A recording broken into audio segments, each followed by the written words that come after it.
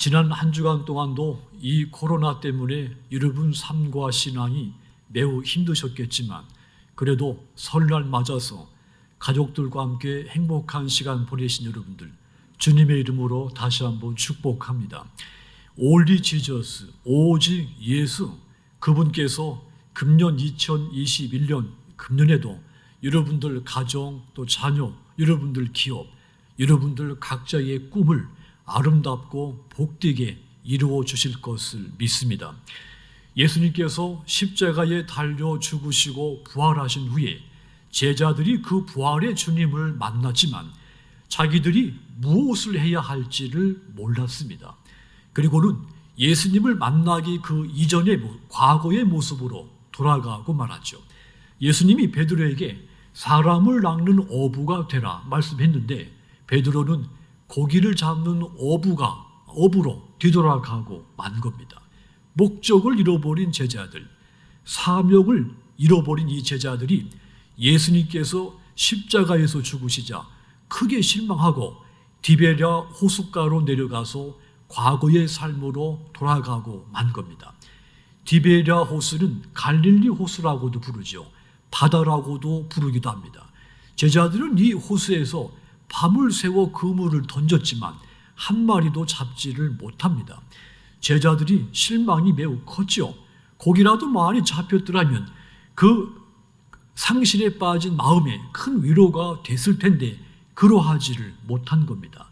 그때 그들을 찾아온 사람이 누구였습니까? 그들 부모가 찾아왔습니까? 그들의 오랜 친구들, 그들과 가까이 지냈던 이웃 사람들이 찾아왔을까요? 상심에 빠져있는 이 제자들을 찾아온 사람은 아무도 없었습니다. 오히려 그 이웃 사람들은 제자들을 위로하기는커녕 너희가 예수를 따라 다니다가 내 그럴 줄 알았지 이렇게 비난했을 것 같습니다. 제자들이 시리에 빠져 있다는 소식은 다 들었지만 어느 누구도 그들을 찾아와서 위로하는 사람이 없었던 것입니다. 그런데 요한복음 21장 1절 보시면 그 후에 예수께서 디베랴 호수에서 또 제자들에게 자기를 나타내셨으니 나타내신 일은 이러하니라 그랬습니다. 고독했을 제자들이 호숫가에서 밤을 새고 이제 날이 밝게 터올 무렵 예수님이 찾아오신 겁니다. 예수님을 버리고 멀리 떠났던 제자들을 주님이 찾아오신 겁니다. 그렇지만 제자들은 자신들이 지금 자신들을 바라보고 계시는 그 예수님이 예수님인 줄을 알지를 못한 겁니다. 예수님이 자기들을 찾아오리라고는 상상도 못했기 때문이죠. 그래서 시리에 빠졌던 제자들, 예수님을 보는 순간 다 놀라고 맙니다. 예수님은 목적을 잃어버리고 사명을 잃어버린 제자들에게 내 양을 먹이라, 내 양을 쳐라, 새로운 사명을 재인식을 시켜줍니다. 제자들의 삶의 방향을 분명하게 제시를 해 준 겁니다. 그 후 이 제자들 용기와 영성으로 충만해졌습니다. 전도자로서 뜨거운 사명에 불타는 제자들이 됩니다. 주님을 위해서 이 복음을 위해서 죽음도 두려워하지 않는 거룩한 순교자들이 다 됩니다. 부르시고 찾아오시는 예수님을 만났기 때문입니다. 만일 예수님이 그 제자들을 다시 찾아오지 않았다면 상상해 보십시오. 아마도 그들은 목적지가 없이 망망대해를 항해하는 배처럼 고독하고 절망스러운 인생을 살게 됐었을 겁니다. 주님이 그들 인생 가운데 부르시고 찾아오셨기 때문에 그들이 고난 속에서도 행복한 복음의 증인이며 전도자 주님의 제자여 삶으로 용기 있게 살 수가 있게 된 겁니다. 여러분, 하나님은 인간을 부르시며 찾아오시는 분입니다. 찾아오셔서 만나주시고 새로운 힘을 주시고 새로운 꿈을 꾸게 하시고 그 꿈을 향해 나아가게 하시고 영광스러운 사명 또 새롭게 해야 할 일을 목적들을 목표들을 우리에게 주시는 분입니다. 우리가 하나님을 부르며 찾아가는 것이 아닙니다. 하나님이 친히 우리의 각자의 이름을 부르시며 찾아오신 겁니다. 제자들이 밤새 고기를 한 마리도 잡지 못하자 크게 실망하고, 그래, 우리가 주님을 찾아가자. 우리에게는 주님밖에 없다. 그러면서 예수님을 찾아간 것이 아닙니다. 제자들은 왜 오늘따라 고기가 한 마리도 잡히지 않는 걸까? 이 문제로 고민만 했습니다. 그들이 예수님을 찾은 것이 아닙니다. 예수님께서 그들의 이름을 부르시며 찾아오신 겁니다. 하나님은 우리의 이름을, 각자 이름을 부르시며 찾아오시는 분입니다. 그렇다면 언제 모세를 찾아오셨으며 언제 저와 여러분들을 부르며 찾아오실까요? 우리가 하나님이 내게 주신 삶을 열심히 살고 있을 때 하나님은 나를 불러 찾아오십니다. 하나님이 모세를 부르며 찾아오신 때가 언제였을까요?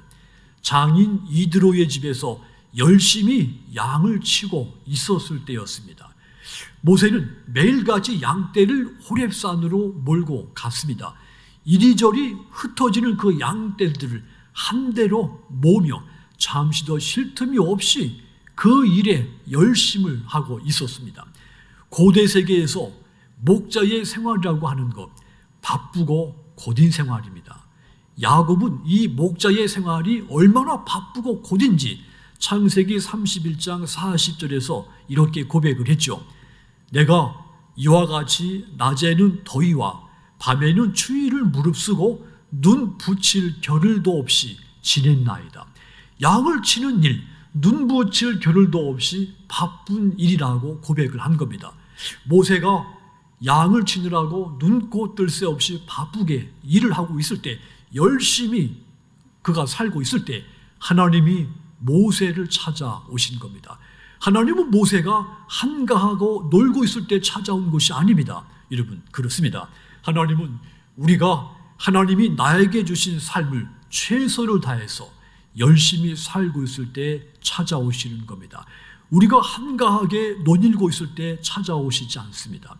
하나님이 주신 땅에서 열심히 일을 하고 있을 때, 하나님이 주신 가게에서 열심히 물건을 팔고 있을 때, 하나님이 주신 직장에서 최선을 다해서 일하고 있을 때 그 순간에 찾아오시는 겁니다.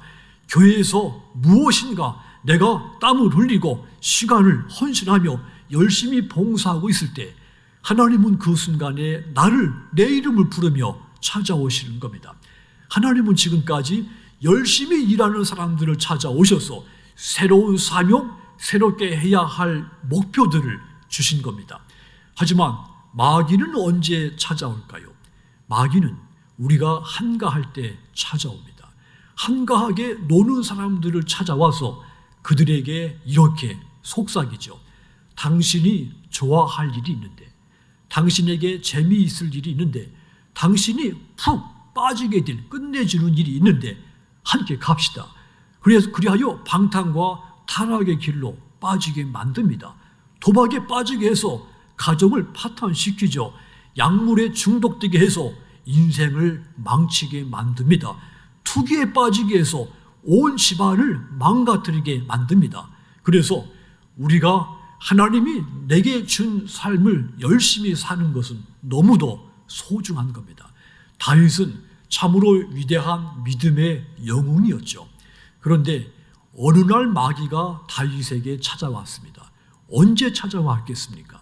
다윗이 전쟁터에서 정신없이 목숨을 아끼지 않고 싸우고 있을 때 찾아왔을까요?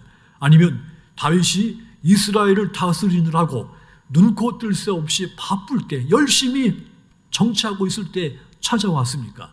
그렇지 않습니다. 나라가 전쟁 중인데도 불구하고 다윗이 한가하게 궁궐에서 논일고 있을 때 마귀가 찾아온 겁니다. 사무엘하서 11장 1절과 2절 말씀 보면 전쟁이 일어나서 이스라엘 군인들이 다 전쟁터에 나갔습니다. 하지만 이 다윗은 전쟁터에 나가지 않고 궁궐에 남아 있었던 겁니다. 고대 동양 역사에서 보면 전쟁이 발생하면 왕이나 황제는 전쟁터 뒤에 서서 앞으로 전진해서 적들을 물리쳐라 명령을 내리죠. 지휘를 합니다. 그런데 서양 역사를 보면 왕이나 황제가 직접 그 전쟁터 앞장서서 나를 따르라 지휘야 명령을 내리죠. 다윗은 마땅히 그렇게 해야 했습니다. 그런데 그는 나라가 전쟁 중인데 궁궐에 앉아서 한가하게 논일고 있었던 겁니다. 사무엘하서 11장 1절을 보시면 그 해가 돌아와 왕들이 출전할 때가 되매 다윗이 요압과 그에게 있는 그의 부하들과 온 이스라엘 군대를 보내니 그들이 암몬 자손을 멸하고 랍바를 에워쌌고 다윗은 따라합시다. 예루살렘에 그대로 있더라. 왕들이 이 말씀 문자 그대로 왕이 출전할 때가 됐다고 했는데 다윗은 예루살렘 궁정에 그대로 머물렀다고 한 겁니다. 다윗이 전쟁터에 나가야 할 때였는데 나가지 않고 궁궐에서 한가하게 논일고 있었다는 이야기죠. 마귀는 그 순간을 지나치지 않았습니다. 다윗에게 정욕의 마음을 품게 해서 자신에게 가장 충신이었던 우리아의 아내를 차지하게 만들어 버린 겁니다. 이 사건이 다윗의 그 이후의 인생에 많은 번뇌와 괴로움을 겪게 만듭니다. 이와 같습니다. 마귀는 우리가 한가할 때 찾아오는 겁니다. 그래서 내가 가장 한가하게 느껴질 때 그때가 가장 위험한 때인 것을 깨닫기를 바랍니다. 하지만 하나님은 그렇지 않습니다. 우리가 하나님이 내게 맡기신 삶을 내가 최선을 다해서 열심히 살고 있을 때 내 이름을 부르시며 찾아오시는 겁니다. 하나님이 엘리야를 보내서 엘리사를 만나게 했던 것도 그가 바쁘게 일을 하고 있었을 때였죠. 엘리사가 12결이 손을 앞세우고 밭을 갈고 있을 때 엘리야를 만나게 된 겁니다. 제자들에게 예수님이 찾아오신 것도 마찬가지였죠. 비록 그들이 낙심하고 좌절했지만 그래도 밤새도록 고기를 잡느라고 열심히 자신들의 삶을 살고 있었을 때 주님이 찾아오신 겁니다. 만일에 상상을 해보십시오. 절망스럽고 좌절해서 자포자기하고 잠이나 자고 있었더라면 주님이 찾아갔겠습니까? 열심히 일하는 제자들을 찾아간 그 주님, 제자들에게 더 큰 일을 맡기셨습니다. 그리하여 주님을 다시 만난 이 제자들, 더 큰 사명, 더 크게 해야 할 일이 생기게 된 겁니다. 성도 여러분, 바빠서 피곤하십니까? 하지만 여러분, 그때가 하나님을 만날 수 있는 가장 귀한 시간인 것을 믿으시기 바랍니다. 그러므로 내 삶이 정신없이 바쁜 것 오히려 감사하시기를 바랍니다. 하나님은 여러분들이 삶에 최선을 다하는 순간에 찾아와서 여러분들에게 새로운 사명을 주시고 새롭게 해야 할 일을 맡기시는 분이기 때문입니다.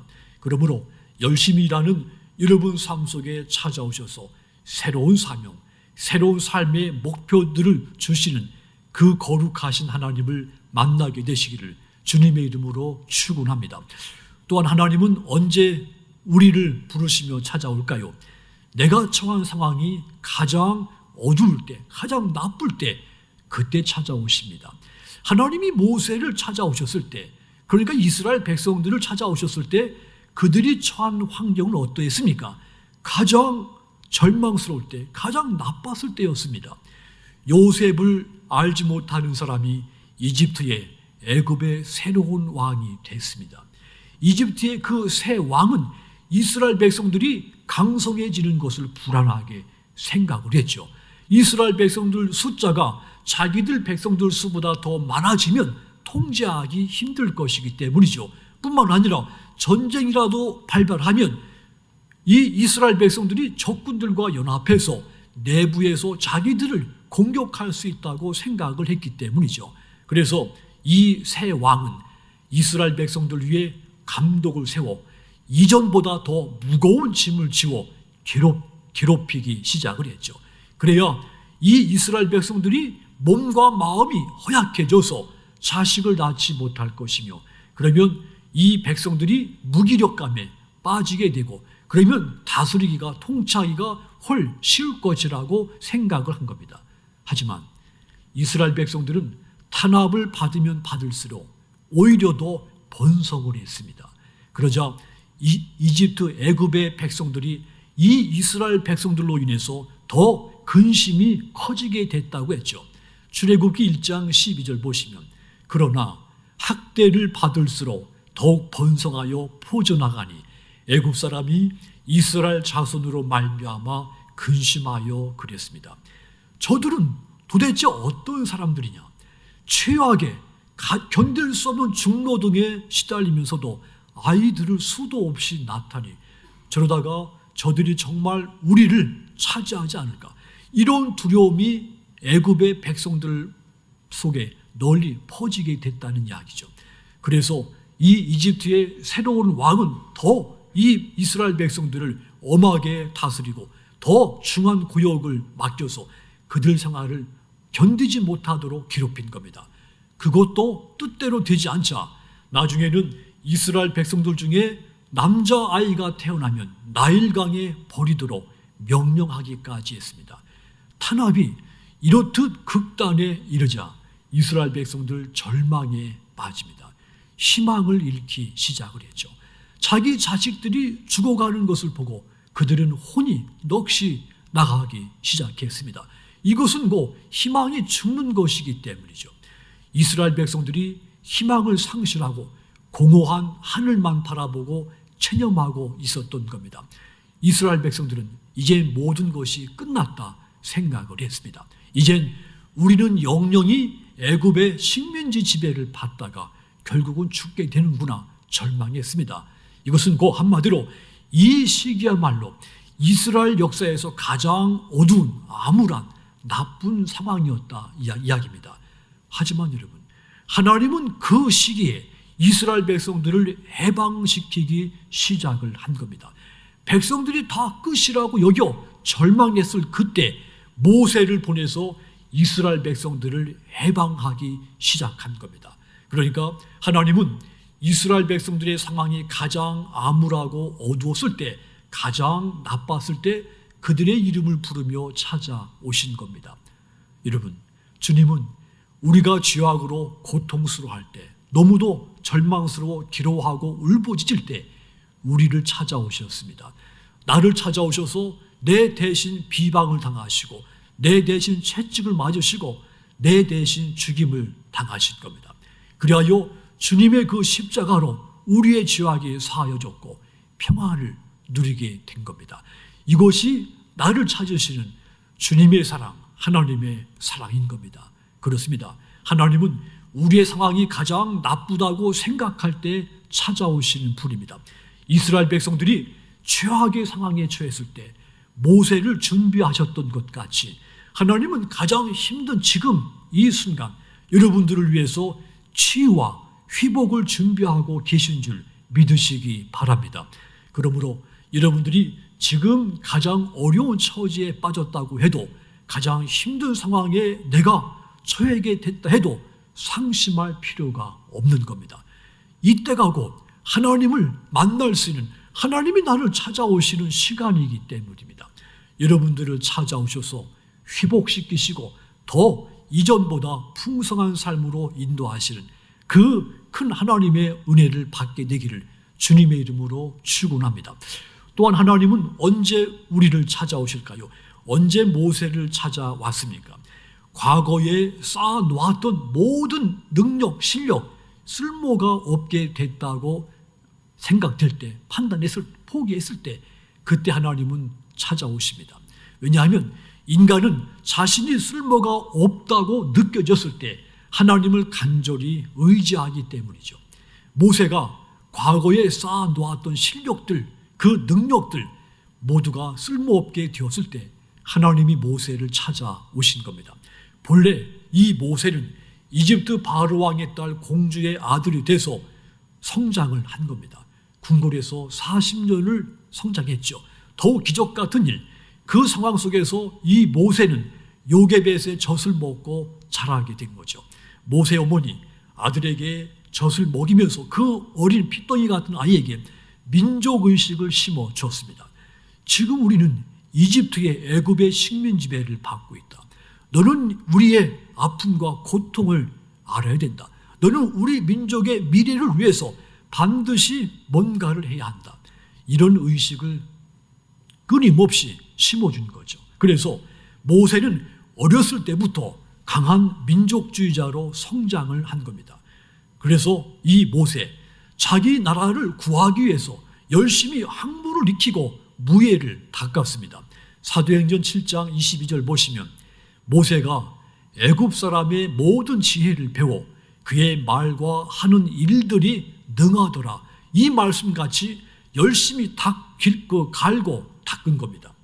그 모세가 이제 내 백성을 위해서 무엇인가 할 수 있는 때가 됐다. 이렇게 판단하죠. 그동안 공부하고 훈련해온 그 실력, 능력 이제 발휘할 때가 됐다 생각합니다. 그런 확신이 강하게 들었을 때 자기 동족이 이집트, 애굽 사람한테서 폭행당하는 것을 보게 됩니다. 득달같이 달려가서 이집트 사람을 죽이게 되죠. 그런데 여러분, 도리어 이 사건 때문에 이 모세가 도망다니는 신세, 무기력에 빠지는 신세가 되고 맙니다. 그때부터 모세는 자기가 과거에 그토록 쌓아온 자질, 능력, 재능, 정작 때가 됐다고 생각했는데 다 쓸모없게 되었다는 자기감이 들었을 것 같습니다. 그러면서 이제 자기 민족을 위해서 무엇인가를 하기보다는 이제 평범하게 양떼나 돌보는 목자로서의 삶에 더 익숙해지기 시작을 하죠. 그렇게 수십 년의 세월을 보낸 겁니다. 과거에 자신이 쌓아온 모든 실력들을 점점 포기하게 된 거죠. 그러자 어떤 일이 일어납니까? 하나님이 모세를 부르시며 찾아온 거죠. 본문 10절 다시 보시면 이제 내가 너를 바로에게 보내어 너에게 내 백성 이스라엘 자손을 애굽에서 인도하여 내게 하리라. 모세가 갖고 있는 과거의 그 자신만만했던 능력, 그것 가지고는 아무것도 할 수 없게 됐다고 했을 때 하나님이 모세를 부르시며 찾아온 겁니다.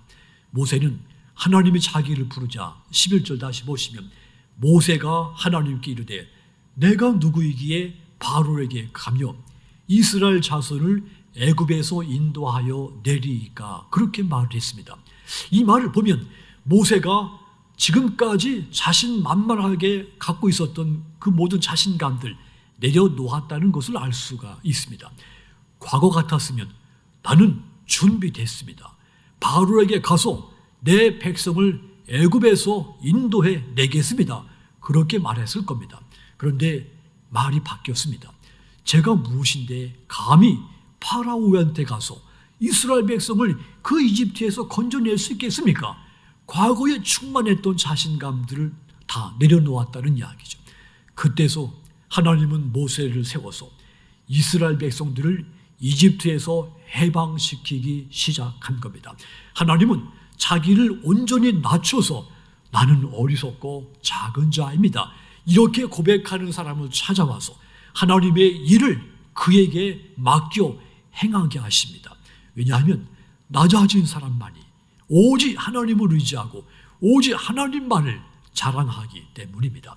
고린도전서 1장 28절 29절 보시면 하나님께서 세상에 천한 것들과 멸시받는 것들과 없는 것들을 택하사 있는 것들을 폐하려 하시나니 이는 아무 육체도 하나님 앞에서 자랑하지 못하게 하려 하심이라 그랬습니다.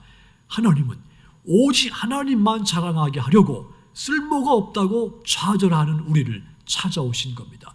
찾아오셔서 무능한 우리에게 새롭게 해야 할 일, 목표들, 또 새로운 사명을 주신 것입니다.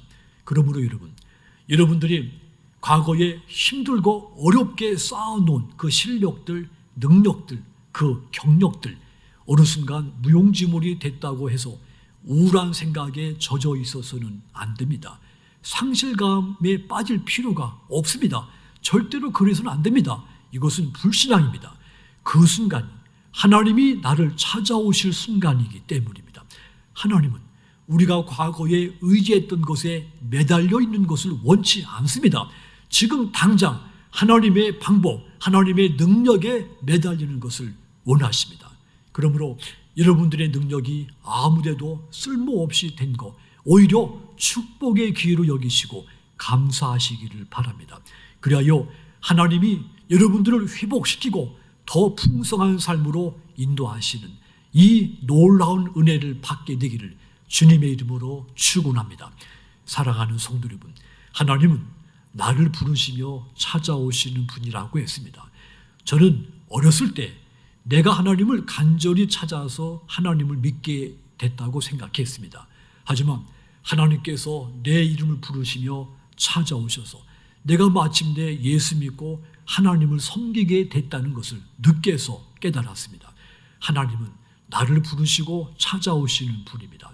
우리가 하나님이 맡기신 삶을 최선을 다해서 열심히 살고 있을 때, 내가 처해 있는 상황이 가장 힘들고 나쁠 때, 내가 과거에 쌓은 그 실력, 능력 다 포기했을 때, 그때 하나님은 나를, 내 이름을 부르시며 찾아오셔서 나를 하나님의 방법대로 회복시키고 풍성한 삶으로 인도하시는 것입니다. 어두운 바다에서 빈 그물에 실망하며 지쳐갔던 제자들처럼 우리도 사망의 음침한 곳을 지나며 지치고 낙담될 때가 있었습니다. 그때 주님이 나를 먼저 찾아오셔서 십자가에서 고난당하시고 죽으시고 부활하심으로써 그 낙담한 나를 구원하셨습니다. 자신의 능력과 힘의 한계를 깨닫고 자존감이 낮아졌던 그 모세처럼 우리 또한 내 능력이 부족해서 내 자존감이 추락했을 때 주님이 나를 찾아오셔서 나를 내가 새롭게 해야 할 일을 맡기신 겁니다. 그러므로 사랑하는 여러분, 여러분들을 부르시고 찾아오신 하나님을 만나셔서 새로운 힘을 얻으시고 새로운 사명을 받으시고 새롭게 해야 할 목표들을 받으셔서 그 하나님의 뜻을 이루시는 여러분들이 다 되시기를 주님의 이름으로 축원합니다. 기도하겠습니다.